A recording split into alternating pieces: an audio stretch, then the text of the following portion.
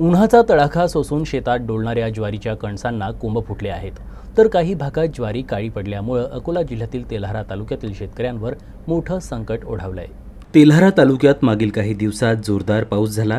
या पावसाचा फटका शेतपिकांना बसला असून ज्वारीच्या कणसांना कोंब फुटले आहेत। त्यामुळे धान्य निकृष्ट दर्जाचं झालं असून बाजारात विक्रीसाठी अयोग्य बनलं आहे।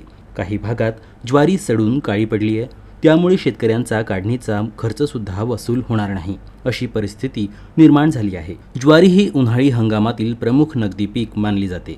शेतकऱ्यांनी प्रचंड उन्हाळा सहन करत विहिरी आणि बोरच्या पाण्यावर ज्वारीचे पीक उभे केले, मात्र काढणीच्या तोंडावर झालेल्या या पावसानं मेहनतीवर पाणी फिरलंय। जिल्हा प्रशासनानं या संकटाची गंभीर दखल घेऊन शेतकऱ्यांना आर्थिक मदत देण्याबरोबरच पीक विम्याचा लाभ तातडीनं देण्याची मागणी करण्यात येत आहे।